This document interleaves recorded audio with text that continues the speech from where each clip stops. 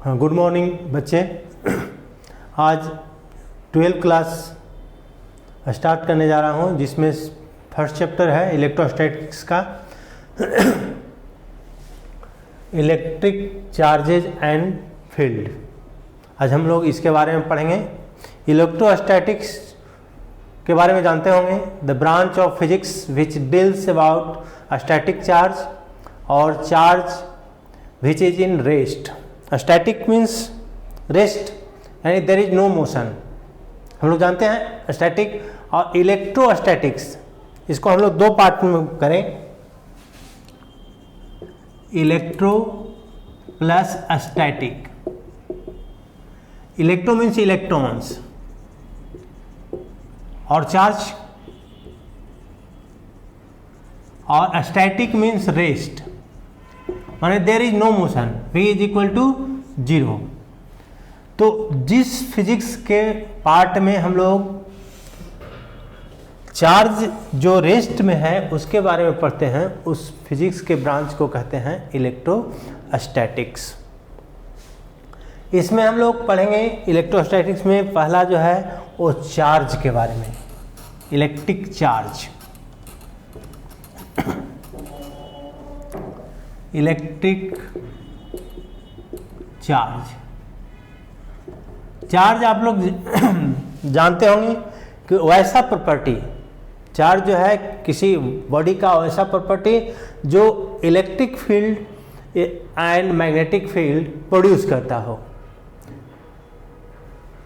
Charge क्या है? The inherent property of the body by virtue of which body produces और experiences the electric and magnetic effect is called electric charge। और charge, electric charge जो है वो कैसे उत्पन्न होता है, प्रोड्यूस कैसे होता है? तो जब हम ऐसा देखते हैं कि जब किसी बॉडी को एक दूसरे से रगड़ते हैं, मान लिया कि ग्लास रड है और सिल्क क्लॉथ से रगड़ते हैं। रगड़ने के बाद देखते हैं कि ग्लास रड पर पॉजिटिव चार्ज डेवलप हो जाता है और सिल्क क्लॉथ पर जो है वो निगेटिव चार्ज डेवलप हो जाता है। यानी रगड़ने से क्या होता है? तो रगड़ने से इलेक्ट्रॉन एक बॉडी से दूसरे बॉडी पर ट्रांसफर हो जाता है। क्या होता है रगड़ने से? फ्रिक्शन के कारण जो है जिस बॉडी का वर्क फंक्शन कम होता है उसका इलेक्ट्रॉन जो है कम स्ट्रेंथ से बंधे होते हैं, उसका इलेक्ट्रॉन जो है से ट्रांसफर हो जाता है एक बॉडी से दूसरे बॉडी पर। यानी इलेक्ट्रॉन के ट्रांसफर के कारण जो है से चार्ज डेवलप होता है। Charge is caused due to the transfer of electron, electron के ट्रांसफर के कारण होता है। Where there is efficiency of electron is present, negative charge is develop, and where there is deficiency of electron is present, positive charge is developed. मतलब charge किसके कारण उत्पन्न होता है? तो चार्ज इलेक्ट्रॉन के ट्रांसफर के कारण उत्पन्न होता है। अब इसमें मान लिया कि ग्लास रड पर जो है से पॉजिटिव चार्ज है, इसका मतलब है कि ग्लास का इलेक्ट्रॉन सिल्क पर चला आया। जैसे हम लोग केमिस्ट्री में भी पहला रिएक्शन पहले छोटे छोटे क्लासों में पढ़ते होंगे, जैसे सोडियम और क्लोरीन का रिएक्शन पढ़ते होंगे। तो इसमें देखते हैं कि सोडियम जो है वो डोनेट कर देता है एक इलेक्ट्रॉन क्लोरीन को। वो क्या होता है? तो सोडियम से एक इलेक्ट्रॉन ट्रांसफर हो जाता है, तो NaCl बनता है। सोडियम में 11 इलेक्ट्रॉन है, सोडियम में कितने इलेक्ट्रॉन है? तो 11 इलेक्ट्रॉन है, 281 इसका इलेक्ट्रॉनिक कन्फिग्रेशन जानते होंगे। क्लोरीन में 17 इलेक्ट्रॉन है, 287। अब एक इलेक्ट्रॉन क्लोरीन को डोनेट कर देता है सोडियम, तो क्या होता है, सोडियम जो है इसमें कितने इलेक्ट्रॉन रह जाते हैं, तो इसमें 10 इलेक्ट्रॉन रह जाते हैं। प्रोटॉन कितने रहते हैं, तो 11 प्रोटॉन रहता है। और क्लोरीन को जब दे देता है तो इसमें इलेक्ट्रॉनों की संख्या 18 हो जाता है और प्रोटॉन जो है सो 17 रह जाता है। और हम लोग जानते हैं कि 17 प्रोटॉन 17 इलेक्ट्रॉन को न्यूट्रलाइज करता है, एक इलेक्ट्रॉन अनन्यूट्रलाइज रह जाता है। तो इस पर जो है से क्या होता है, क्लोरीन पर एक निगेटिव चार्ज डेवलप हो जाता है। और चूंकि इसमें इलेक्ट्रॉन, सोडियम में इलेक्ट्रॉन एक डोनेट कर दिया, अब इलेक्ट्रॉन की संख्या सोडियम में 10 बच गया और प्रोटॉन की संख्या 11 हो गया, यानी 10 इलेक्ट्रॉन 10 प्रोटॉन को न्यूट्रलाइज करता है और एक प्रोटॉन अनन्यूट्रलाइज रह जाता है। इस तरह से जो है से सोडियम पर प्लस चार्ज डेवलप हो जाता है, यानी charge is develop due to the transfer of electrons. जहां इलेक्ट्रॉन की अधिकता होती है वहां नेगेटिव चार्ज डेवलप होता है और जहां इलेक्ट्रॉन की कमी होती है वहां पॉजिटिव चार्ज डेवलप हो जाता है।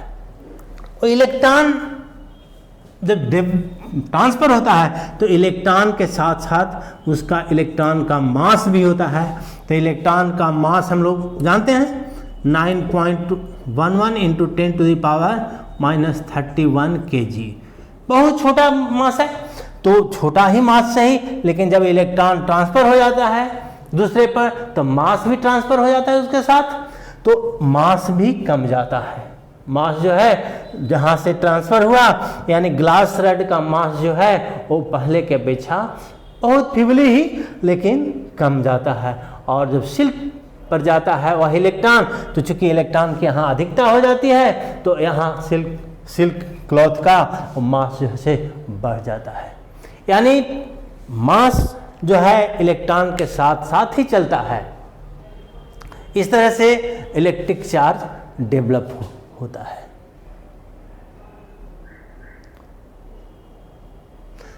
तो मास कितना होगा, मान लिया कि यहां से ग्लास से n इलेक्ट्रॉन मान लिया कि ट्रांसफर होता है और इसका मास जो है से मान लिया m है, तो टोटल मास जो है टोटल मास कितना ट्रांसफर होगा, तो n इंटू me, वेयर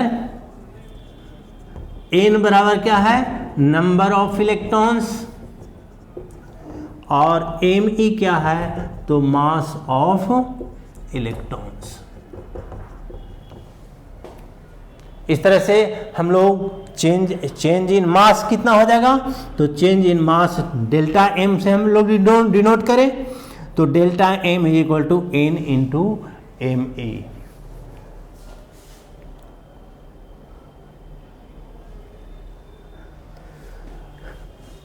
अब हम लोग देखें ट्रांसफर होता है इलेक्ट्रॉन,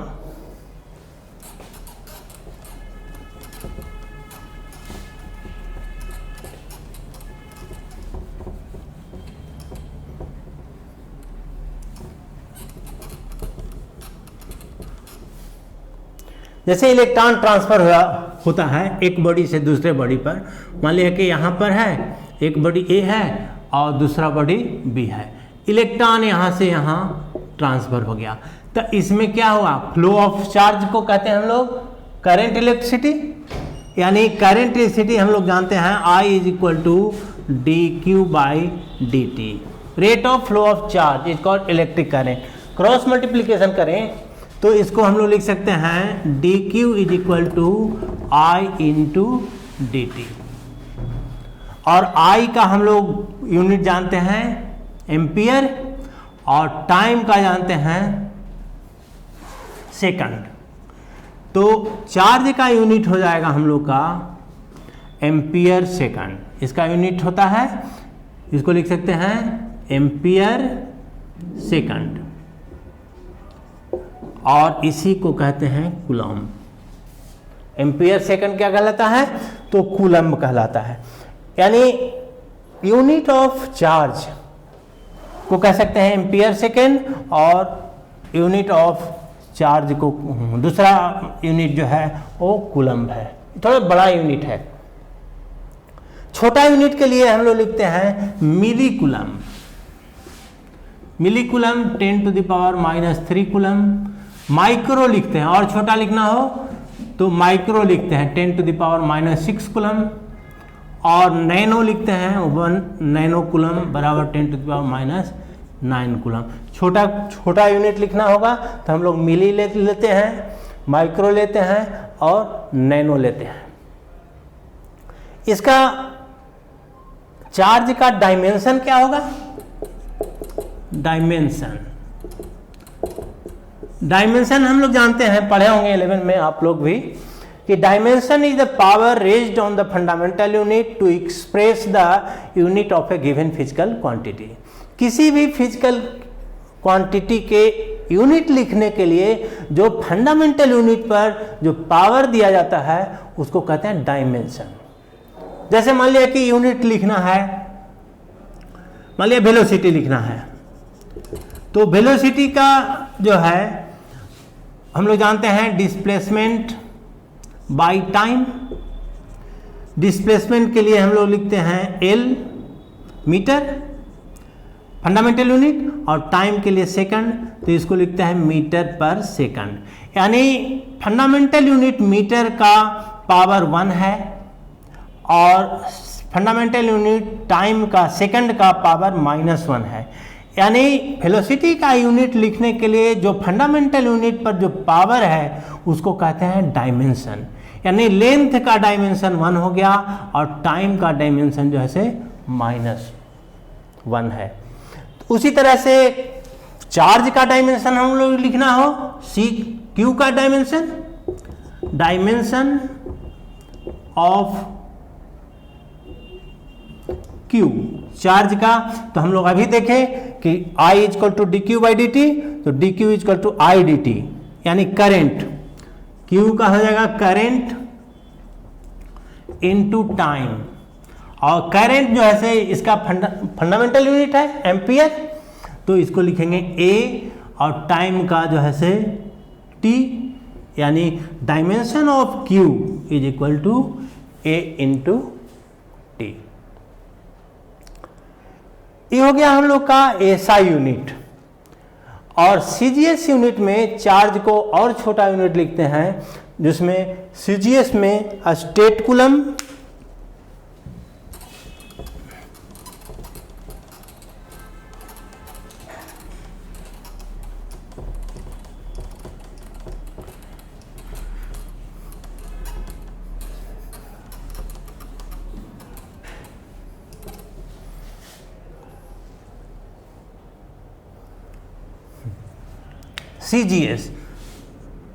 CGS माने centimetre gram and second system of unit. SI जो है से हम लोग का क्या है इसका, तो इंटरनेशनल सिस्टम ऑफ यूनिट या system of international D unit इसको कहते हैं। तो SI में हम लोग का हो गया कूलम या एम्पियर सेकंड, ऐसा लिखते हैं। और इसका CGS में हम लोग जो है छोटा यूनिट, उसमें जो है हम लोग लिखते हैं स्टेट कूलम या ESU। तो स्टेट कूलम रिलेशन होता है 1 कूलम = 3 × 10⁹ स्टेट कूलम, और 1 एब कूलम = 10 कूलम, और 1 EMU इलेक्ट्रोमैग्नेटिक यूनिट 3 × 10⁻10 ESU। इस तरह से हम लोग यूनिट लिखते हैं। तो हम लोग देखें क्या चार्ज क्या है, तो charge is the inherent property of the body by virtue of which the body apply electric और मैग्नेटिक इफेक्ट या experiences electric and magnetic effect. ऐसा देखें चार्ज क्यों डेवलप होता है, कैसे डेवलप होता है, तो charge is develop due to the transfer of electron. Electron के ट्रांसफर के कारण चार्ज डेवलप होता है। और निगेटिव चार्ज कैसे डेवलप होता है, तो जहां इलेक्ट्रॉन की अधिकता हो जाती है वहाँ निगेटिव चार्ज डेवलप होता है, और जहाँ इलेक्ट्रॉन की कमी हो जाती है वहाँ पॉजिटिव चार्ज डेवलप होता है। और चार्ज जो है, चार्ज का यूनिट जो है कूलम्ब होता है और या एम्पियर सेकंड होता है। CGS में स्टेट कूलम्ब या ESU लिखते हैं। रिलेशन हम लोग देख रहे हैं 1 coulomb is equal to 3 × 10⁹ statcoulomb, या 1 A coulomb is equal to 10 coulomb, और 1 EMU is equal to 3 × 10⁻10 ESU। इस तरह से हम लोग चार्ज के बारे में। अब इसका प्रॉपर्टी देखें, प्रॉपर्टी ऑफ चार्ज।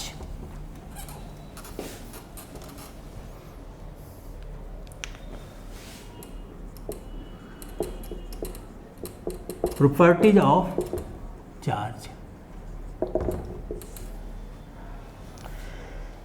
चार्ज का फर्स्ट प्रॉपर्टी है कि it is transferable. It is transferable, मतलब चार्ज एक जगह से दूसरे जगह ट्रांसफर होता है। जैसे मान लिया कि एक बॉडी है, यहां पर इस तरह से ऐसा ले, ये मान लिया कि एक बॉडी है ए है, और दूसरा बॉडी है मान लिया कि बी है। अब इसको जो है से हम लोग चार्ज बॉडी है, चार्ज है। अब एक को दूसरे ए को बी में सटाते हैं, इसको जोड़ देते हैं, या डायरेक्ट सटा दें या हम इसको किसी कंडक्टर से जोड़ दें। तो होता क्या है कि जहां चार्ज जो है चार्ज किया जाता है, तो चार्ज देने में हम लोग वर्क डन करते हैं। जैसे जैसे चार्ज देते हैं वर्क डन ज़्यादा करते हैं, ज़्यादा चार्ज देते हैं ज़्यादा वर्क डन करना पड़ता है, और वह वर्क डन जो है वो पोटेंशियल एनर्जी के रूप में स्टोर हो जाता है। और अब इसमें जो है से कोई चार्ज नहीं दिया हुआ है तो इसमें पोटेंशियल 0 है। अब यहाँ चार्ज दिए तो इसमें भी पोटेंशियल हो गया। अब पोटेंशियल जहाँ डिफरेंस होगा, यहाँ 0 पोटेंशियल है, यहाँ भी पोटेंशियल है, यहाँ दोनों डिफरेंस के कारण, पोटेंशियल डिफरेंस के कारण जो है से अब जो है से चार्ज फ्लो करने लगता है। अब धीरे धीरे इस पर भी चार्ज आने लगता है।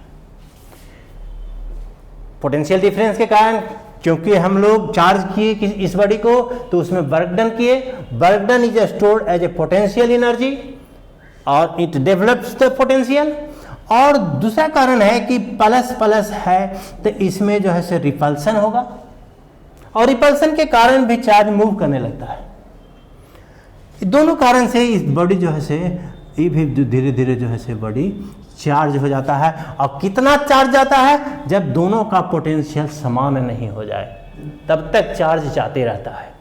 दोनों का पोटेंशियल समान हो जाता है तो धीरे धीरे चार्ज जाना बंद हो जाता है और दोनों बॉडी चार्ज हो जाता है। यानी चार्ज इज ट्रांसफरेबल। चार्ज का प्रॉपर्टी क्या है कि एक बॉडी से दूसरे बॉडी तक चार्ज हम लोग ट्रांसफर कर सकते हैं। ये ट्रांसफरेबल है। दूसरा प्रॉपर्टी है कि सेकंड है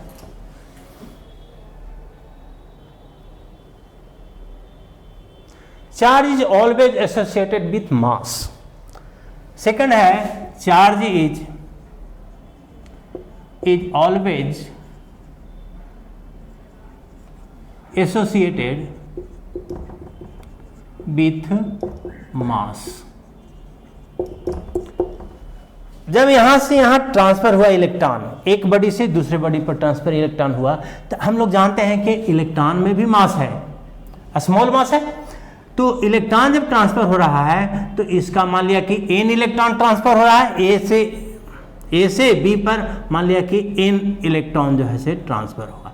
तो मास जो है इसका, इलेक्ट्रॉन का मास जो है से me इज इक्वल टू, अभी हम लोग देखे थे 9.11 इंटू 10⁻³ kg। बहुत छोटा मास है, फिर भी जो है से ट्रांसफर इलेक्ट्रॉन हो रहा है तो उसके साथ जो है मास भी ट्रांसफर हो रहा है। यानी चेंज इन मास हम लोग करें तो क्या हो जाएगा, n इंटू एम ई होगा। इस तरह से जो है से मास जो है से साथ साथ होता है। कोई जरूरी नहीं है कि जहां मास है वहां चार्ज हो। यानी मास चार्ज पर डिपेंड नहीं करता, लेकिन चार्ज जो है से मास के साथ साथ जुटा हुआ होता है। थर्ड प्रॉपर्टी है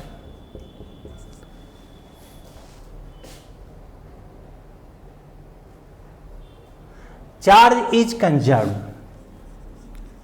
चार्ज इज कंजर्व्ड, जैसे आप लोग पढ़े होंगे, एनर्जी का पढ़े होंगे 9th वगैरह में, कि एनर्जी जो है वो कंजर्व्ड होता है, कांस्टेंट होता है। कोई आइसोलेटेड सिस्टम का टोटल जो सिस्टम है उसका टोटल एनर्जी जो है से हमेशा कांस्टेंट होता है, कंजर्व्ड होता है। उसी तरह से चार्ज भी होता है।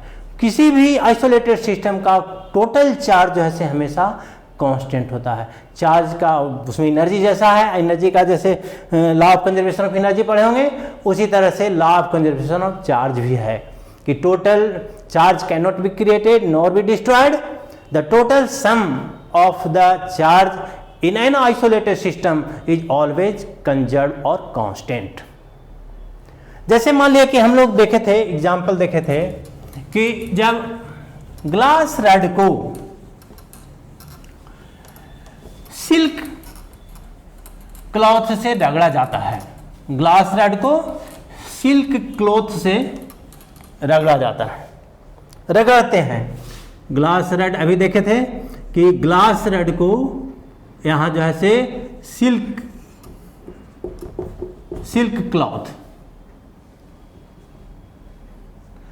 क्लॉथ से रगड़ते हैं, तो यहां ग्लास रॉड, ग्लास पर पॉजिटिव चार्ज डेवलप हो जाता है और सिल्क पर निगेटिव चार्ज डेवलप हो जाता है।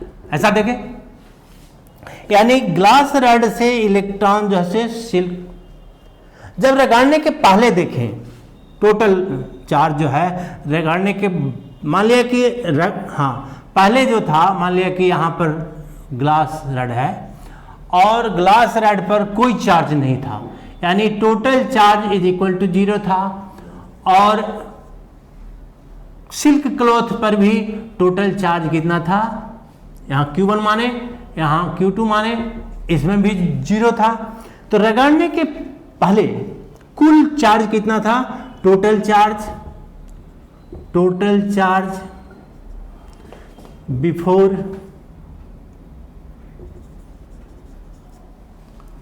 रबिंग जो है कितना था, Q1 plus Q2 that is equal to 0 plus 0 that is total equal to 0। रगड़ने के बाद मान लिया कि इस पर जो है से ग्लास रॉड पर प्लस Q चार्ज डेवलप हो जाता है और इस पर जो है से माइनस चार्ज डेवलप हो जाता है रगड़ने के बाद। तो रगड़ने के बाद टोटल चार्ज जो है इस सिस्टम का, total glass silk cloth system, इसमें टोटल चार्ज कितना हो जाएगा, तो plus Q plus minus Q that is also equal to 0।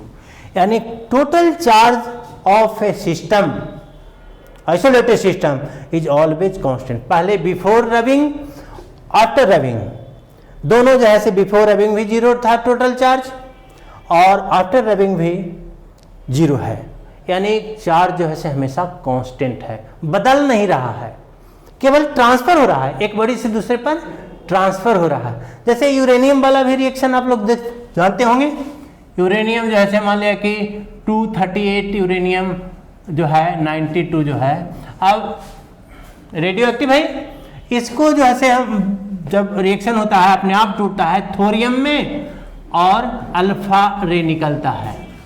Alpha रे जानते हैं, डबल आयोनाइड हीलियम आयन 234 और यहाँ 90 और 4 2। इसमें भी देखें यूरेनियम में जब रेडियो एक्टिव डिके होता है तो वह जो है से थोरियम और अल्फा रे में कन्वर्ट हो जाता है। अब इसका चार्ज हम लोग देखें, टोटल चार्ज, तो टोटल चार्ज बिफोर डिसइंटीग्रेशन कितना है, तो टोटल चार्ज है, टोटल चार्ज बराबर 92 है। आफ्टर डिसइंटीग्रेशन क्या है 90 plus 2 that is also equal to 92, यानी before disintegration total charge is 92 and also after disintegration total charge is also 92, यानी चार्ज जो है इस सिस्टम का हमेशा कांस्टेंट है, कंजर्व है। तो चार्ज जो है से इसका प्रॉपर्टी है, थर्ड प्रॉपर्टी है कंजर्वेशन ऑफ चार्ज, यानी charge is always conserved.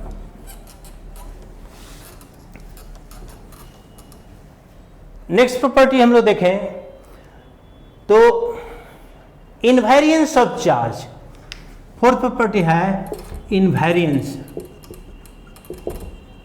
Of charge. Invariance of charge means है कि the numerical value of an elementary charge is independent of the velocity, यानी चार्ज जो है मान लिया कि वेलोसिटी पहले कुछ था और बाद में चेंज हो गया, या रेस्ट में जो चार्ज था अब वेलोसिटी में आ गया, तो चार्ज में कोई प्रभाव नहीं पड़ता। जैसे मास में जो है से प्रभाव पड़ने लगता है, जब मास जो है लाइट के वेलोसिटी इसके कंपेरेबल हो जाता है तो मास जो है से चेंज होने लगता है, मास ज़्यादा होने लगता है।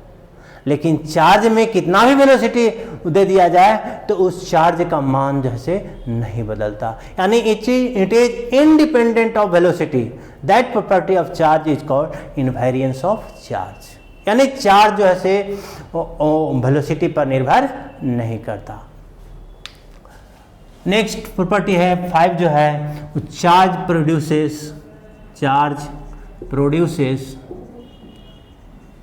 Electric and magnetic field. Charge जो है अभी हम लोग स्टैटिक चार्ज के बारे में पढ़ रहे थे, इलेक्ट्रोस्टैटिक्स, यानी चार्ज जब मान लिया कि Q है वो रेस्ट में है, यानी V इज इक्वल टू 0 है, तो यह जो है इलेक्ट्रिक फील्ड प्रोड्यूस करता है। जब दूसरा चार्ज इसके पास लाते हैं तो वह जो है से एक दूसरे को रिपेल करने लगता है, यानी इस एरिया जो है इसके चारों तरफ जो है से इस चार्ज के कारण अट्रैक्शन और रिपल्सन का फोर्स लगने लगता है, इलेक्ट्रिक फील्ड क्रिएट हो जाता है। यही चार्ज जब यूनिफॉर्म मोशन में चलने लगता है, यही चार्ज जो है से अब V is equal to uniform motion. तो यूनिफॉर्म मोशन में हम लोग क्या जानते हैं, when charge start flowing that flow of charge is known as electric current. Current produce होने लगता है जब चार्ज जो है किसी कंडक्टर में फ्लो करने लगता है, तो इसके कारण इलेक्ट्रिक करंट कहते हैं। और हम लोग जानते हैं क्या, electric current produces magnetic effect, magnetic field produce करता है इलेक्ट्रिक करंट, यानी चार्ज जो है जब रेस्ट में रहता है तो केवल इलेक्ट्रिक फील्ड प्रोड्यूस करता है, और जब चार्ज यूनिफॉर्म मोशन में रहता है तो इलेक्ट्रिक फील्ड और मैग्नेटिक फील्ड दोनों प्रोड्यूस करता है। यही जब चार्ज जो है वो एक्सेलरेटेड मोशन करता है, एक्सेलरेटेड मोशन तो इलेक्ट्रिक फील्ड प्रोड्यूस करता है प्लस मैग्नेटिक फील्ड प्रोड्यूस करता है, और प्लस जो है से इलेक्ट्रोमैग्नेटिक वेव उत्पन्न करता है, यानी तीनों चीज, यानी सभी चीज इलेक्ट्रॉन ही चार्ज ही करता है। जब चार्ज जो है रेस्ट में रहता है तो केवल इलेक्ट्रिक फील्ड प्रोड्यूस होता है, जब चार्ज जो है यूनिफॉर्म मोशन में चलता है तो इलेक्ट्रिक फील्ड और मैग्नेटिक फील्ड दोनों प्रोड्यूस होता है, और जब चार्ज एक्सेलरेटेड मोशन करता है तो इलेक्ट्रोमैग्नेटिक वेव उत्पन्न करता है। साथ साथ इलेक्ट्रिक फील्ड और मैग्नेटिक फील्ड तो प्रोड्यूस करता ही है, साथ साथ इलेक्ट्रोमैग्नेटिक वेव उत्पन्न करता है। तो चार्ज जो है मोशन के कारण ऐसा। नेक्स्ट प्रॉपर्टी है quantization of charge. Next property है क्वांटाइजेशन ऑफ चार्ज, मतलब चार्ज जो है हमेशा जो है से क्वांटाइज्ड होता है,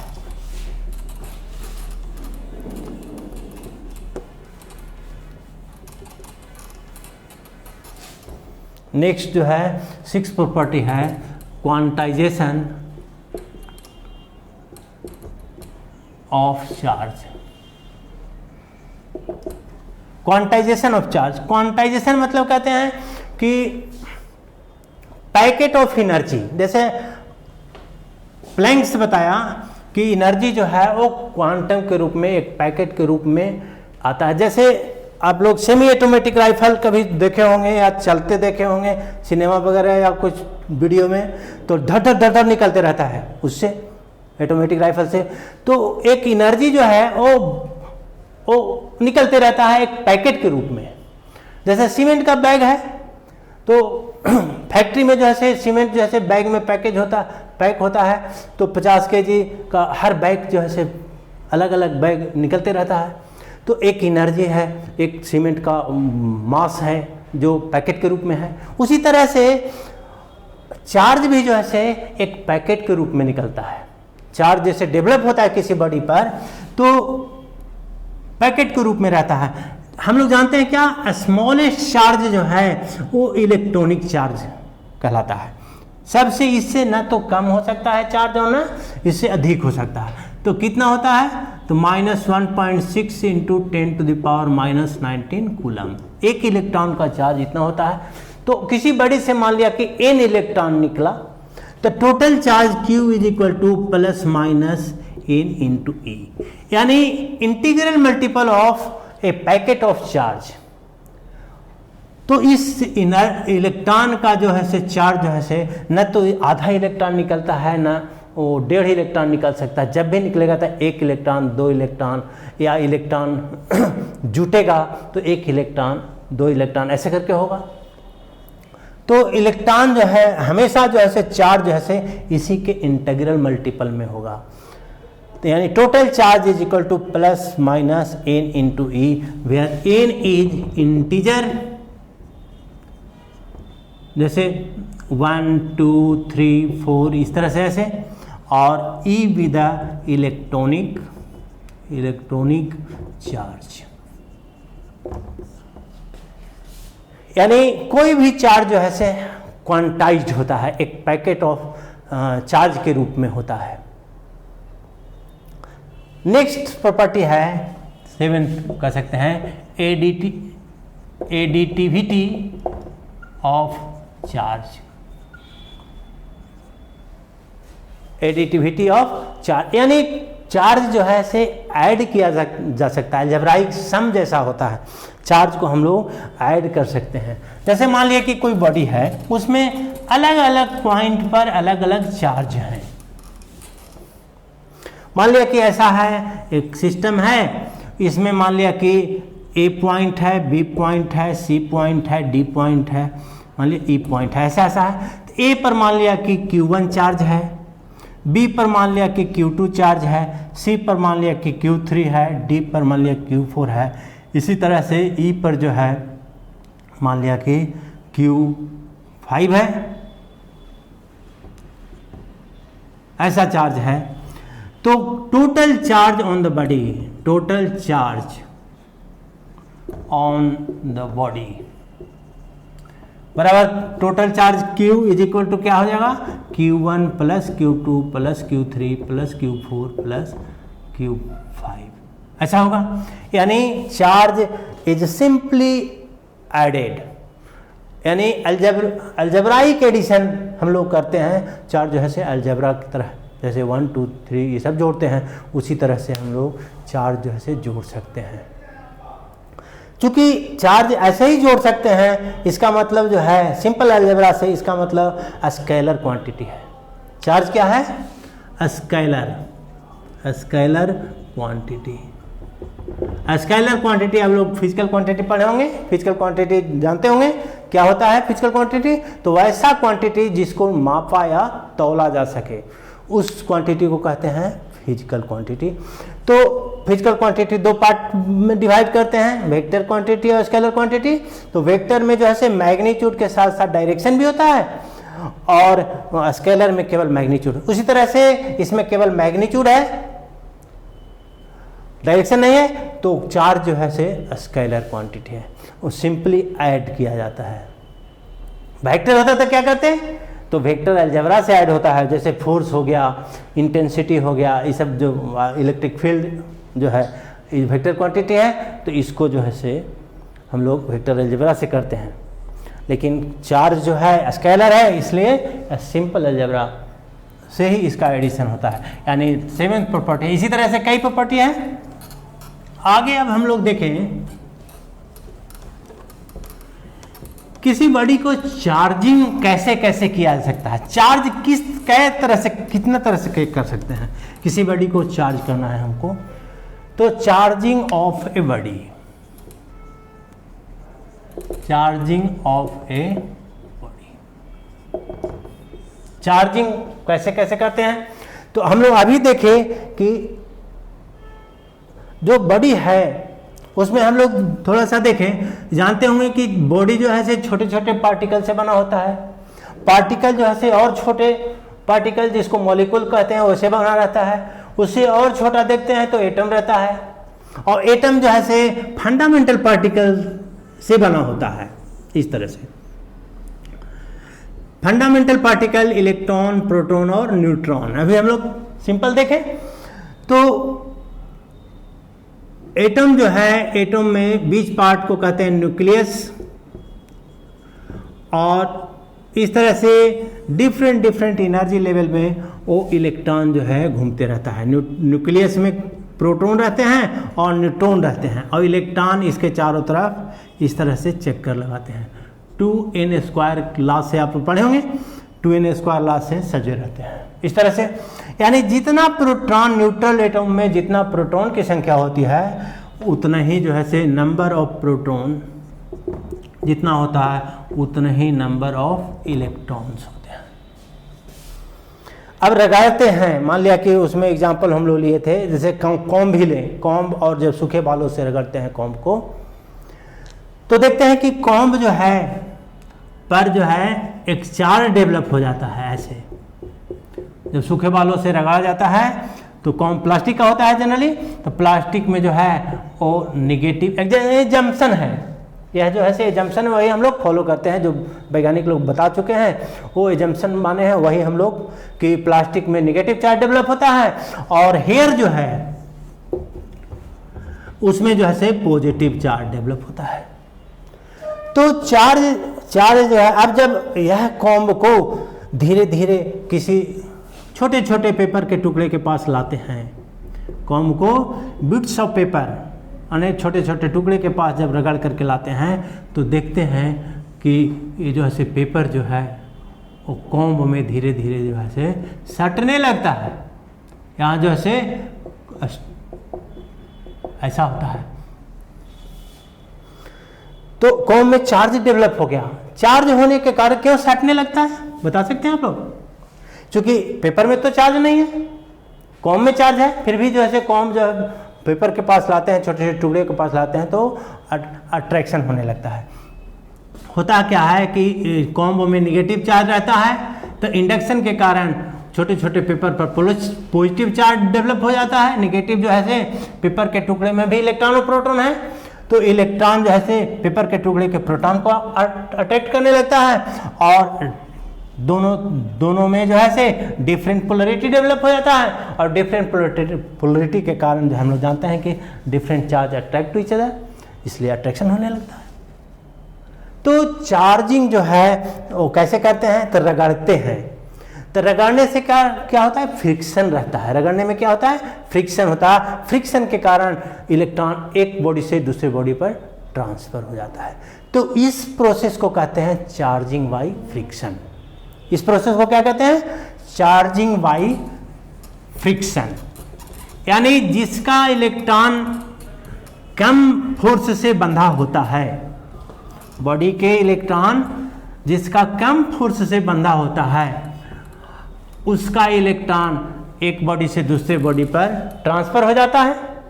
यानी कह सकते हैं कि बॉडी का जिसमें वर्क फंक्शन कम हो तो उसका इलेक्ट्रॉन बॉडी से आसानी से बाहर हो जाता है, और जिस बॉडी का वर्क फंक्शन ज़्यादा होता है उसका इलेक्ट्रॉन जल्दी हटता नहीं है, तो ट्रांसफर हो जाता है ड्यू टू द फ्रिक्शन।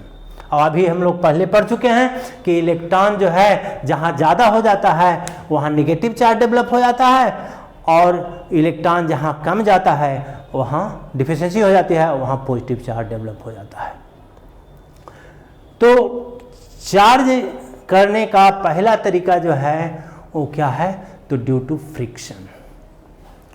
दूसरा तरीका चार्ज कैसे करते हैं किसी बॉडी का चार्ज को, दूसरा तरीका क्या है, तो charging by conduction. Second process charging by conduction.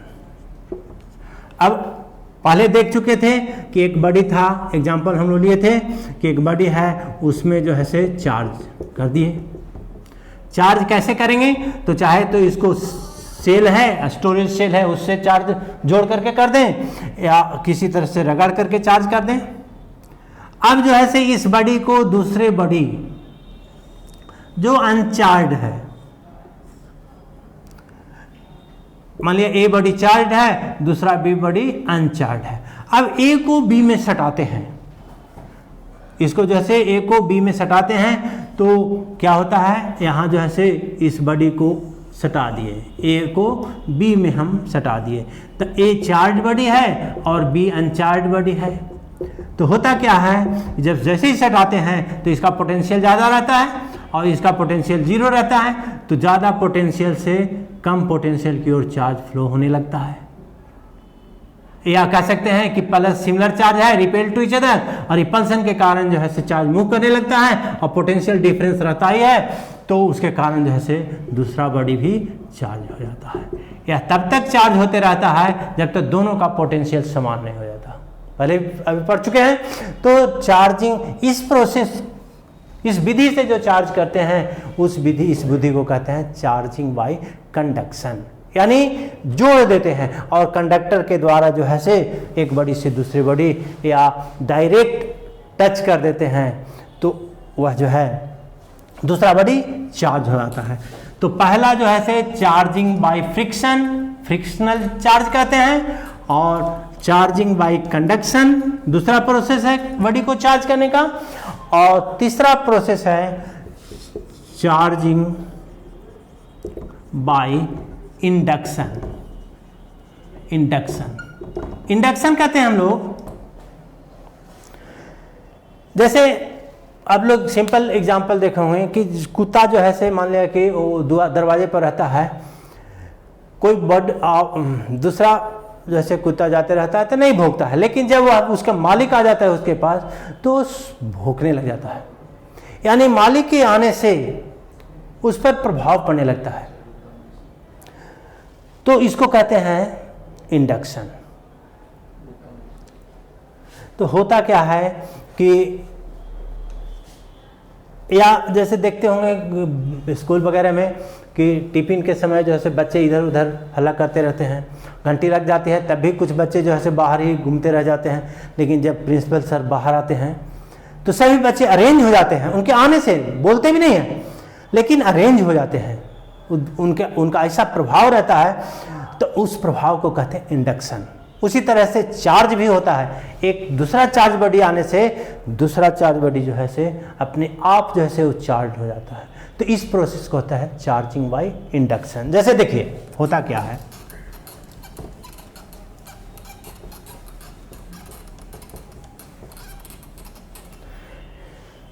जैसे मान लिया कि यहाँ जो है हम लोग जो है से बिना चार्ज बॉडी रखते हैं, तो इसमें जो है से सभी में प्रोटॉन इलेक्ट्रॉन सब में अरेंज रहता है रेगुलर पैटर्न पर। ऐसा करके रेगुलर तरीका से जो है से अरेंज रहता है इलेक्ट्रॉन प्रोटॉन। अब इसके पास जो है कोई चार्ज, मान लिया कि जैसे ग्लास रड है, उसको सिल्क से रगड़ करके लावे, यहाँ पॉजिटिव चार्ज लाते हैं, तो होता क्या है कि इस जो से न्यूट्रल बॉडी जो है इस पॉजिटिव चार्ज के कारण न्यूट्रल बॉडी का जो भी निगेटिव है इलेक्ट्रॉन जो है से सभी एक तरफ आने लगता है, ओरिएंटेशन होने लगता है, और पॉजिटिव को रिपेल करता है, तो पॉजिटिव जो है से दूसरे साइड में सब अरेंज हो जाता है, यानी पोलरिटी डेवलप हो जाता है। जिधर चार्ज लाते हैं या निगेटिव लाते हैं तो पॉजिटिव अट्रैक्ट हो जाता है, और पॉजिटिव लाते हैं तो पॉजिटिव जो है से दूसरे साइड में चला जाता है और नेगेटिव जो है से एक तरफ आने लगता है।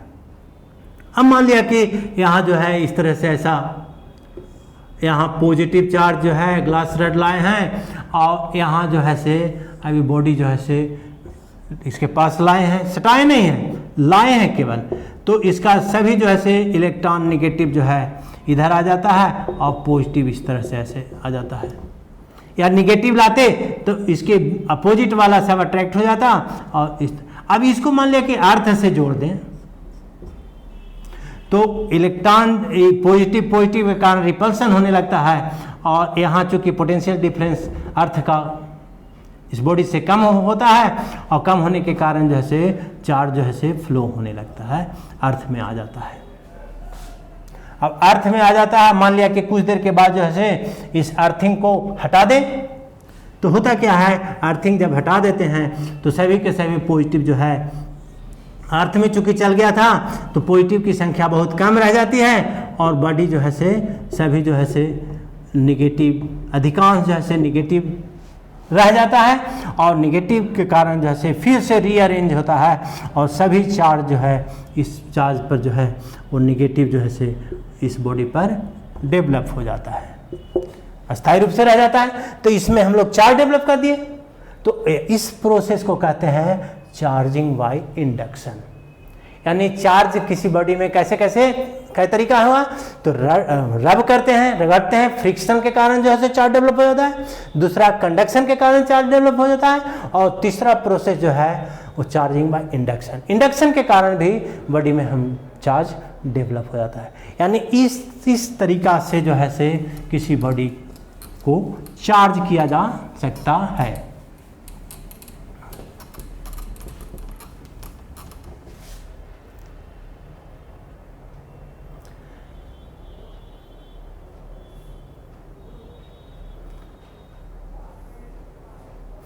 अब चार्ज जो है डेवलप हो गया, तब किसी बॉडी दो चार्ज जो है, अब यहाँ एक बॉडी है मान लिया कि A है और दूसरा बॉडी है B है, तो चार्ज जो है हम लोग देखें कि चार्ज जो है एक पर पॉजिटिव होता है, दूसरे पर नेगेटिव डेवलप हो जाता है।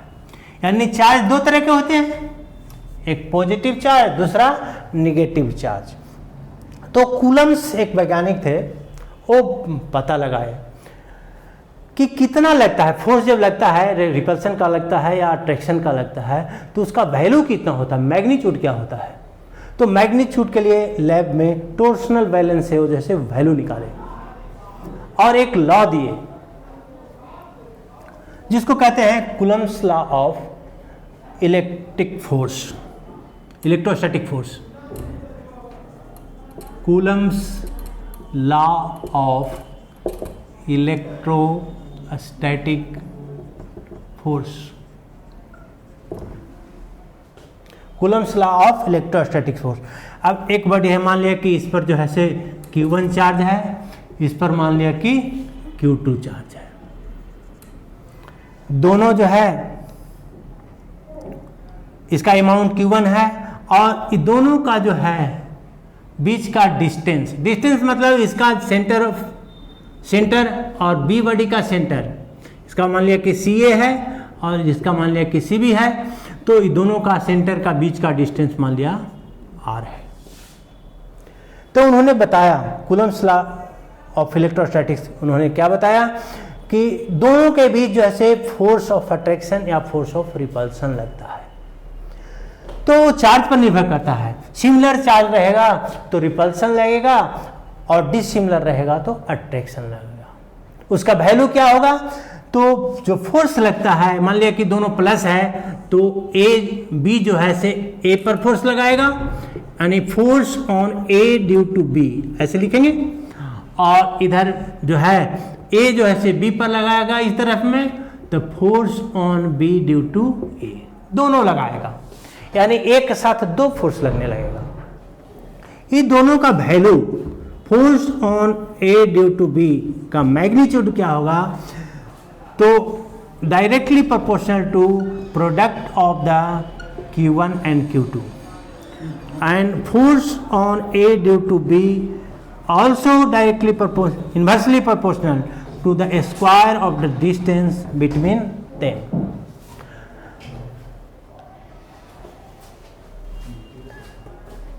अट्रैक्टिव फोर्स कब होगा?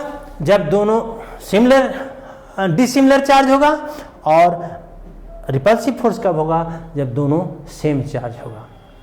यानी जब सेम साइन होगा तो इसको हम लोग फर्स्ट माने, इसको हम लोग सेकंड माने।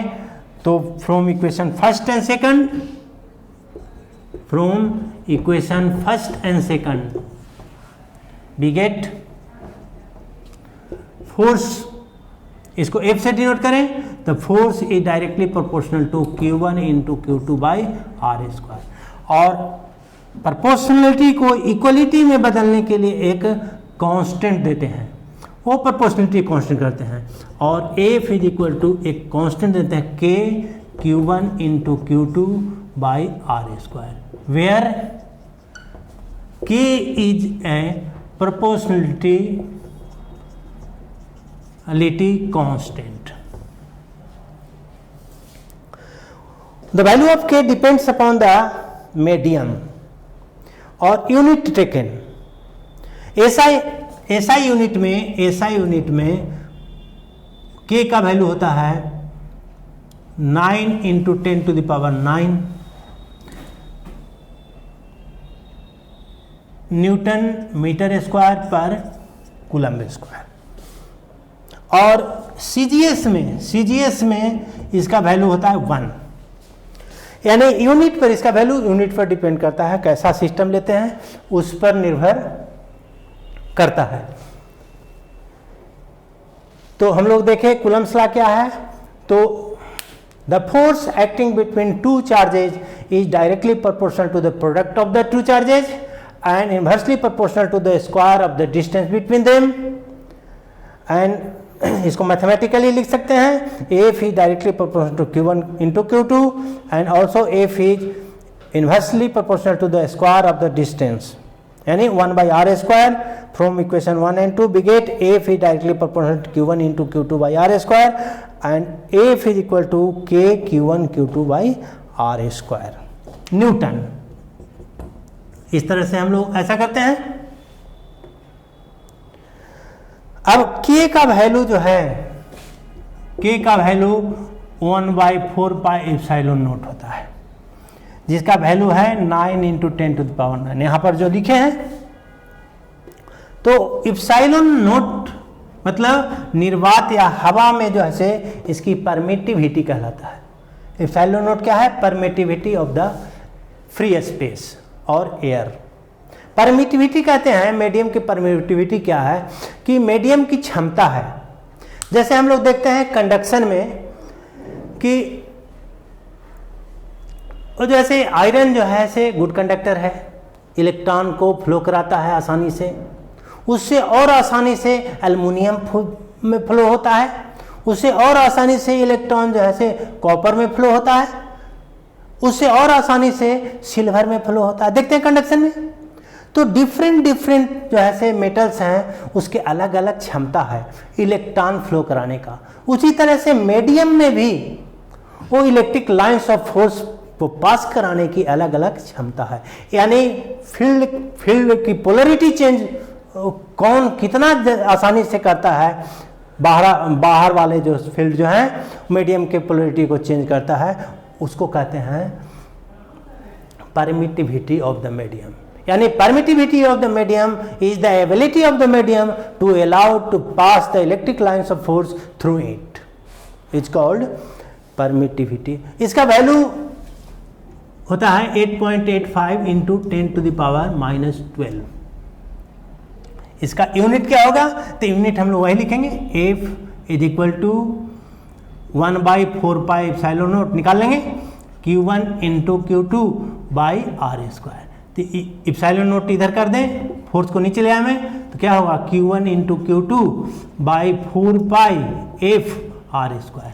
तो कांस्टेंट का कोई यूनिट नहीं होता, इसका यूनिट लिखेंगे तो कूलम्ब स्क्वायर पर न्यूटन मीटर स्क्वायर। यानी एप्सिलॉन नॉट का यूनिट ऐसा लिखेंगे, या इसका मान लिया कि डायमेंशन लिखना हो तो क्या करेंगे, डायमेंशन ऑफ इप्सिलॉन नोट। तो यूनिट हम लोग का कूलम है, तो कूलम बराबर हम लोग पहले ही पढ़े I into T, coulomb square है तो 2I इंटू टी हो जाएगा, और नीचे जो है न्यूटन है, फोर्स है इंटू मीटर स्क्वायर है। तो इसका डायमेंशन I का हो गया A इंटू ए स्क्वायर हो जाएगा, और टाइम के लिए टी स्क्वायर, फोर्स का होता है मास इंटू एक्सेलरेशन mLT-2, और मास का m square, sorry force into metre square है L स्क्वायर। यहाँ पर कूलम स्क्वायर है I into T, newton metre square है तो L स्क्वायर। इसको हो जाएगा तो क्या हो जाएगा m-1 L-3 t हो जाएगा 4, माइनस ऊपर जाएगा प्लस हो जाएगा, और a स्क्वायर। तो इसका डायमेंशन हम लोग का हो जाएगा, dimension of epsilon note m-1 L-3 t4 and a2। इस तरह से हम लोग डायमेंशन निकालते हैं।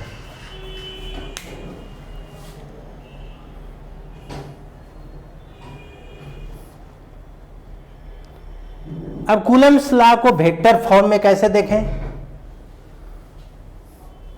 कूलम्स लॉ इन वेक्टर, चूंकि फोर्स जो है वेक्टर क्वांटिटी है, इसको हम लोग वेक्टर फॉर्म में कूलम्स लॉ को कैसे रिप्रेजेंट करेंगे?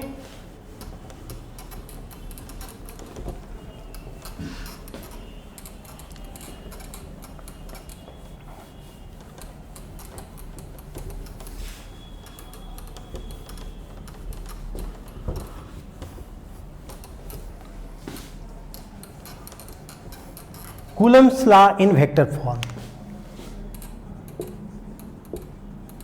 Coulomb's law in vector form. अब मान लिया कि यहां पर कोई पॉइंट A है, यहां पर Q1 है, और दूसरा पॉइंट यहां B है, यहां पर फोर्स चार्ज Q2 है। अब यह जो है मान लिया कि इस कोऑर्डिनेट में है, x y कोऑर्डिनेट में उपस्थित है, तो Q1 का पोजीशन वेक्टर यहाँ पर मान लिया कि R1 है, B पॉइंट का पोजीशन वेक्टर मान लिया कि यहाँ R2 है। अब Q1 और Q2 में फोर्स लगता है, मान लिया दोनों पॉजिटिव है, तो A B को रिपेल करेगा, यानी force on Q2 due to Q1 इस डायरेक्शन में लगेगा, और Q1 पर फोर्स लगेगा force on Q1 due to 2 ऐसा लगेगा। यानी ए बी जो है से डिस्प्लेसमेंट वेक्टर हुआ, यहाँ वैल्यू जो है से इसका मान लिया कि R है, R वेक्टर है, यानी इसको हम लोग लिख सकते हैं this vector plus this vector, same order में है, और is equal to this vector, यानी लिख सकते हैं OA vector plus AB vector is equal to OB vector. AB को कैसे लिख सकते हैं? AB vector is equal to, इसको प्लस है उधर ले जाएंगे तो माइनस हो जाएगा, क्या हो जाएगा OB vector minus OA vector. OB is equal to R2 vector है, और OA is equal to R1 vector है, और AB जो है से R वेक्टर। फोर्स किधर लग रहा है? Q1 से Q2 की ओर, यानी R लिखेंगे 2 to 1, ऐसा लिखेंगे, R इज इक्वल टू ऐसा लिखेंगे, यानी इतना इज इक्वल टू क्या हो जाएगा R2 vector minus R1 vector. अब यहाँ जो है इसका डिस्टेंस जो है से R21 ऐसा लिखेंगे। तो कूलम्स लॉ के अनुसार से क्या होगा, फोर्स अभी देखे थे, force is equal to K Q1 into Q2 by R21। Force on इसको निकालना है 2 ड्यू टू 1, अलॉन्ग किधर, तो R21 यूनिट वेक्टर। इसको लिखेंगे तो क्या हो जाएगा 1/4πε0 Q1 into Q2 by R21 vector mod square R21 unit vector. अब यूनिट वेक्टर को वेक्टर बनाते हैं तो हो जाएगा क्या 1/4πε0 Q1 into Q2 by R21 vector mod Q, यहाँ R21 वेक्टर। अब इसको पोजीशन वेक्टर के टर्म में लिखें तो लिख सकते हैं 1/4πε0 Q1 into Q2 by R21 vector mod Q, ये हो जाएगा R2 वेक्टर माइनस R1। यहाँ भी हम लोग पोजीशन वेक्टर के टर्म में लिख दें R2 vector minus R1 vector whole cube. यानी फोर्स जो है फोर्स ऑन 2 ड्यू टू 1 इतना वैल्यू आ रहा है। इसको फर्स्ट इक्वेशन लिखें। अब इसके बारे में लिखना चाहें तो हम लोग force on 1 due to 2, force on 1 due to 2 is equal to हो जाएगा क्या 1/4πε0 Q1 इंटू Q2 बाई, अब फोर्स इधर की ओर लग रहा है, क्या 2 से 1 की ओर लग रहा है तो R12 ऐसा लिखेंगे square along R12 vector 2 to 1। यहाँ हम लोग उसी तरह से सेम करें 4πε0 Q1 into Q2 by R1 vector minus R, यहाँ हम लोग वेक्टर बनाते पहले तो R12 vector mod Q R12 vector, और इसको पोजीशन वेक्टर लिखेंगे तो 1/4πε0 Q1 into Q2 by R1 vector minus R2 vector mod Q और R1 vector minus R2 vector. यहाँ माइनस कॉमन ले लें तो क्या हो जाएगा 1/4πε0 Q1 into Q2 by R1 vector minus R2 vector mod Q हो जाएगा R2 vector minus R1 vector. This is similar equation of the first. तो यहाँ हम लोग लिख सकते हैं कि minus force on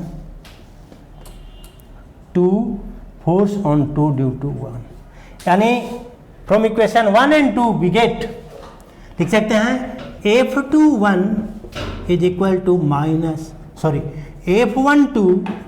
F12 vector is equal to minus F21, यानी Newton's third law of motion, यानी Coulomb's law follows the Newton's third law of motion. In this way we can explain the Coulomb's law in the vector form.